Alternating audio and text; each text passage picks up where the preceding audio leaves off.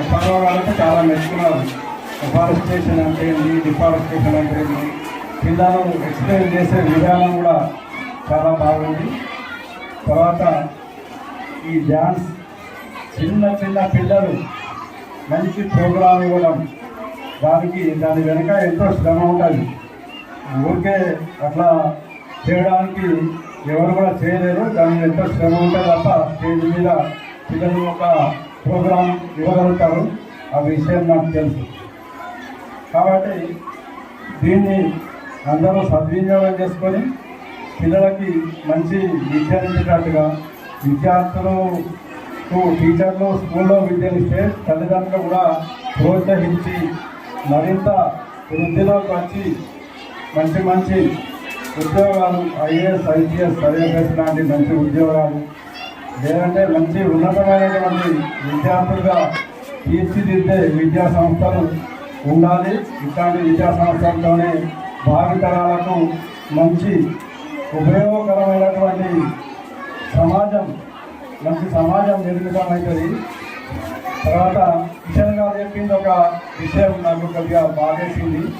అదేంటంటే డ్రగ్స్కు ఇక్కడ కొంత అలవాటవుతున్నారు పిల్లలు అనేది. కొంచెం ఈ మారుమూల ప్రాంతాలకు కూడా అట్లాంటి చెడు ఆలోచన రావడం, లేదంటే వారికి ఇట్లాంటి అందజేయడం, వాళ్ళు ఏమంటే మా దృష్టికి తీసుకొస్తే మేము పోలీసు వారి సహకారంతో దాన్ని కొంత కంట్రోల్ చేసే ప్రయత్నం చేస్తాం. దానికి మీ అందరి సహకారం కూడా కావాలి. తర్వాత తల్లిదండ్రులు ఎవరైతే ఉన్నారో వాళ్ళ పిల్లలు ఎలా ప్రవర్తిస్తున్నారు, ఎటు తిరుగుతున్నారు, ఈ సెల్ ఫోన్లు, స్మార్ట్ ఫోన్లు పట్టుకొని తిరుగుతున్నారు, ఏం చేస్తున్నారు, దాన్ని వాళ్ళకు సెల్కు, డ్రగ్స్కు అడిక్ట్ అయితే వాళ్ళు భావితరాలకు మనకు పలికే వచ్చే వాళ్ళు కారు. అది సమాజానికి చేటు చేసేవారు మాత్రమే తయారవుతారు.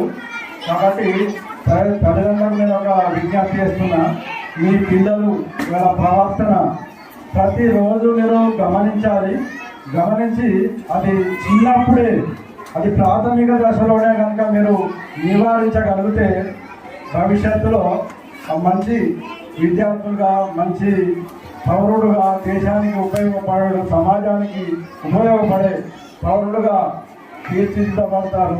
మనం కనుక గమనించక చేయగలిగిన తర్వాత ఎవరైనా కానీ మార్పులు కష్టమవుతాయి. కాబట్టి అవి గమనించి అది ఎవరికి చెప్తే సొల్యూషన్ ఉంటుంది, వాళ్ళకి కౌన్సిలింగ్ చేయాలన్నా, లేదంటే పోలీసులతో కానీ వాళ్ళతో కానీ చెప్పించాలన్నా, ఏం చేయాలన్నా